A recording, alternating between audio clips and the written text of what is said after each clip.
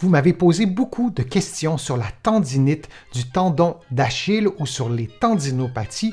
Alors aujourd'hui, c'est le sujet de ma vidéo. Je vais vous donner des informations, des conseils, des exercices aussi et on commence dans quelques secondes.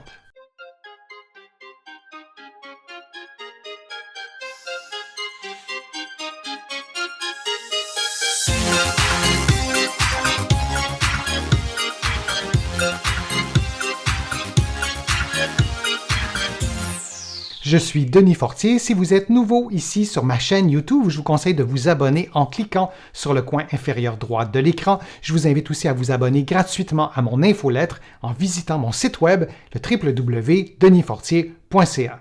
Maintenant, les tendinopathies du tendon d'Achille, qu'en est-il? Avant toute chose, parlons brièvement du tendon d'Achille qui relie votre talon à votre mollet. C'est lui qui est notamment responsable des mouvements de flexion plantaire, c'est-à-dire lorsque vous vous levez sur la pointe des pieds. On effectue ce type de mouvement bien sûr dans les sports, notamment en course à pied, dans les sauts, mais aussi dans la vie de tous les jours. Par exemple, lorsque vous montez l'escalier, vous contractez votre mollet et vous exercez une certaine tension sur le tendon d'Achille, une tension qui est normale, je dirais même souhaitable. Les tendinopathies du tendon d'Achille regroupent les processus inflammatoires, c'est-à-dire les tendinites, mais aussi les processus dégénératifs qu'on appelle tendinose et les ruptures partielles ou complètes du tendon. Alors aujourd'hui, je vous parle de toutes ces catégories ensemble dans une même vidéo, exception faite des ruptures complètes du tendon qui ne fait pas partie de mon propos d'aujourd'hui. Les tendinopathies du tendon d'Achille sont des blessures fréquentes, on peut les analyser, on peut être beaucoup plus fin dans l'analyse de la blessure. Par exemple, la tendinopathie peut toucher la partie du tendon qui s'attache très près de l'os du calcanéum, du talon, mais aussi la blessure peut être située beaucoup plus près du ventre musculaire. Aujourd'hui, je n'entrerai pas dans les détails, mais sachez que toute blessure au tendon d'Achille n'est pas équivalente. Il y a des nuances à apporter et en consultant votre médecin, en consultant un professionnel de la réadaptation, vous allez avoir des informations plus justes selon votre blessure à vous.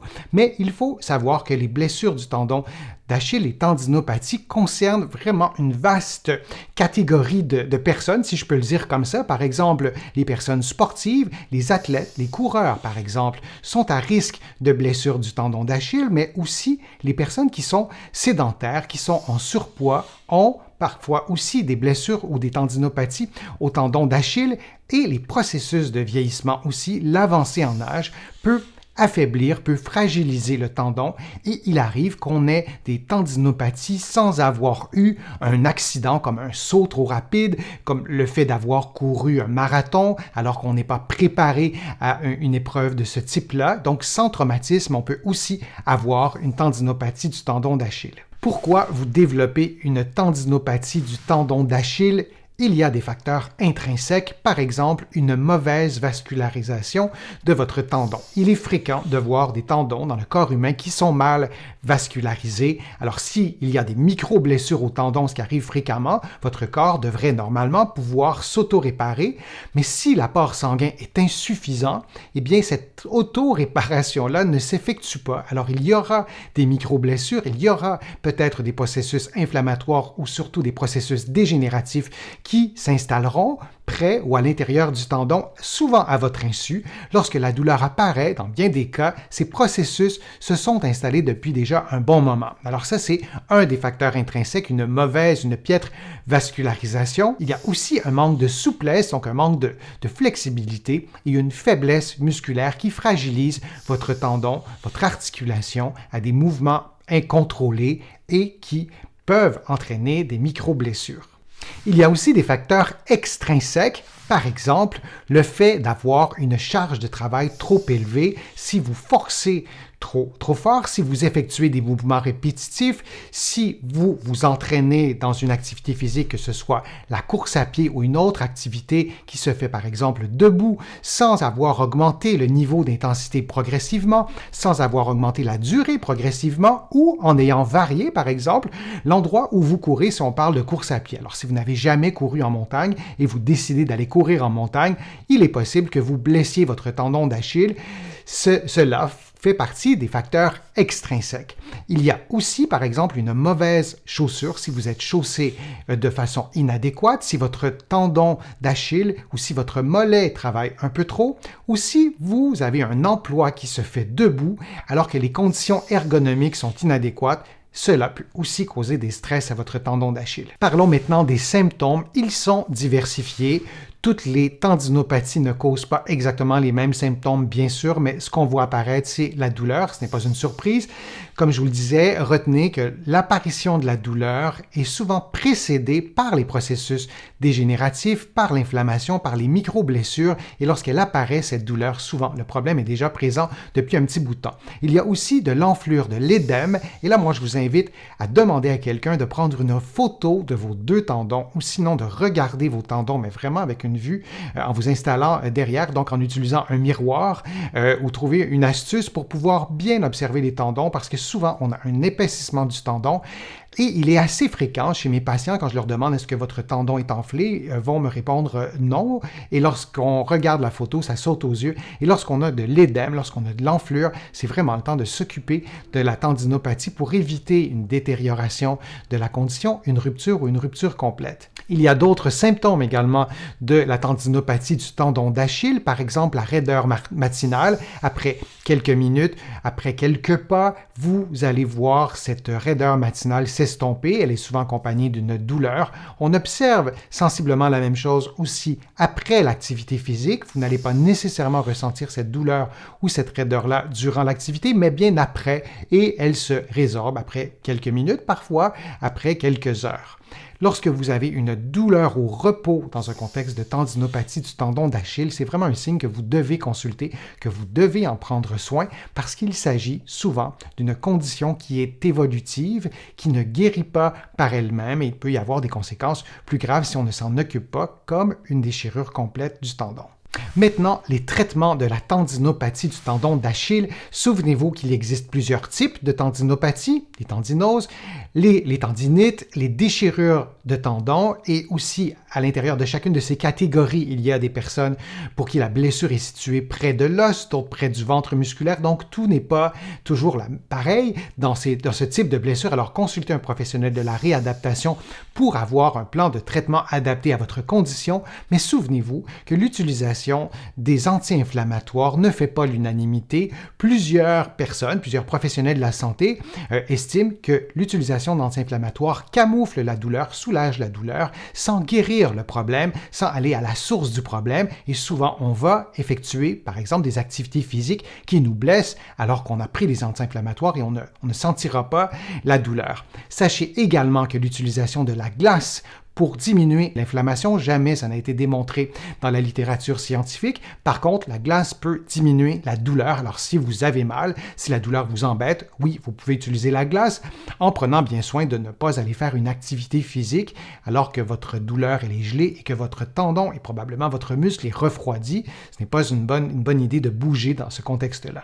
La première chose à envisager lorsque vous avez une tendinopathie du tendon d'Achille, c'est le repos, de diminuer votre niveau d'activité physique, d'éviter les sports pendant lesquels vous êtes debout, pendant lesquels vous avez à sauter ou vous lever sur la pointe des pieds.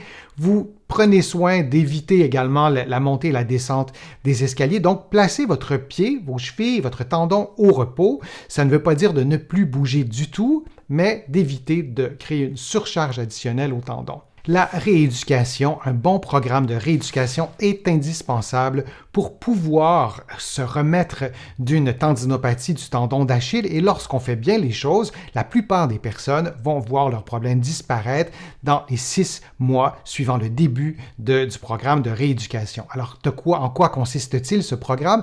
D'abord, par des exercices de souplesse. Vous pourriez par exemple vous asseoir, la jambe allongée en prenant une serviette ou un drap. Placez le drap en question sous votre pied et étirez avec vos mains pour pouvoir aller chercher un certain étirement du mollet, des muscles du pied et des muscles des cuisses, de la cuisse aussi. Vous gardez la tension pendant une soixantaine de secondes et vous relâchez. Assurez-vous de maintenir le creux du bas du dos et de maintenir votre jambe bien tendue. Vous pouvez répéter ça environ 4 fois. Un autre exercice que vous pouvez faire dans les exercices de souplesse, vous placez debout sur une marche d'escalier et vous descendez les talons le plus bas possible et vous maintenez la position pendant environ 30 secondes, 30 à 60 secondes et vous répétez environ 4 fois. Alors c'est un autre exercice que vous pouvez faire.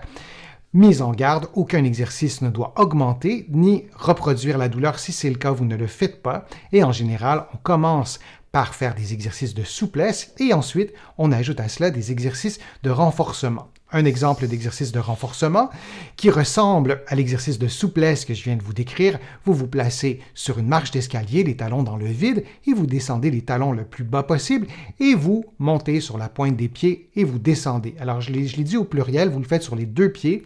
En général, une tendinopathie au tendon d'Achille, en général, c'est d'un seul côté, donc vous faites l'exercice d'abord des deux côtés, et ensuite, vous montez sur les deux pieds et vous descendez seulement sur un pied, le côté qui est douloureux, et ensuite vous pourrez peut-être le faire d'un seul pied. Et je répète, aucun exercice ne doit reproduire la douleur, alors si c'est le cas, il faut diminuer le niveau de difficulté, le faire un peu moins rapidement, peut-être faire moins de répétitions pour chaque série d'exercices. Souvenez-vous également que la vitesse est un enjeu crucial. Vous commencez toujours par faire les exercices lentement, mais il est indispensable de rééduquer votre tendon à la contraction rapide, à une capacité d'accélération. Vos fibres musculaires doivent être efficaces pour pouvoir se contracter rapidement et votre tendon doit être capable d'absorber ce choc-là, si je puis dire, ce choc qui est normal. Et c'est probablement une des choses qui est la plus souvent oubliée, de rééduquer le tendon à différentes vitesses. Il existe beaucoup d'autres exercices qu'on peut faire pour rééduquer le tendon d'Achille. Je vous prépare une prochaine vidéo seulement d'exercices qu'on pourra faire en temps réel. Je vous invite à me poser des questions dès maintenant dans le fil de discussion et je pourrai en tenir compte lorsque je construirai le programme d'exercice et vous verrez la vidéo sur ma chaîne YouTube. Je vous invite à activer les notifications pour que vous en soyez informés. Il existe aussi beaucoup d'autres interventions pour soulager, pour traiter les tendinopathies du tendon d'Achille, par exemple les thérapies par ondes de choc, qui sont une modalité thérapeutique électrique qu'on utilise, nous, les physiothérapeutes, mais aussi les kinésithérapeutes si vous êtes situé de l'autre côté de l'Atlantique. Il y a aussi des injections qu'on peut avoir, notamment de plasma riche en plaquettes. Il y a d'autres types d'injections aussi. Parlez-en à votre médecin pour voir si c'est une bonne option thérapeutique. Je sais que vous êtes plusieurs à craindre ce type d'injection. Or, si on ne reçoit pas une quantité industrielle d'injections dans notre tendon, il n'y a pas de risque à blesser le tendon. Le danger, c'est d'en recevoir plusieurs, mais une injection combinée à une bonne rééducation, parfois, ça vous permet de régler le problème relativement rapidement. Et il y a aussi des interventions chirurgicales qu'on peut faire lorsque les traitements plutôt conventionnels ne fonctionnent pas, mais en général, on préfère vraiment commencer par la rééducation, commencer par des traitements de physiothérapie ou de kinésithérapie avant d'aller tout de suite à la chirurgie. Alors, je vous invite à consulter votre médecin et consulter un professionnel de la réadaptation pour avoir une bonne évaluation. J'espère que ma vidéo vous a plu, j'espère que les informations étaient claires. Si c'est le cas, je vous invite à cliquer j'aime, à la partager sur vos réseaux sociaux et à la commenter. Vous le savez, ça me donne plus de visibilité, ça m'aide à produire de nouveaux contenus. Vous allez trouver beaucoup d'informations aussi sur mon site web, le www.denisfortier.ca. Je vous invite aussi à me suivre sur Facebook et peut-être à aller voir en librairie mes livres qui sont disponibles partout au Canada. En librairie, certes, mais aussi sur le web, et j'ai le privilège d'être publié à travers le monde, notamment en France, là aussi en librairie et sur le web. Je suis Denis Fortier. Je vous remercie beaucoup. À bientôt.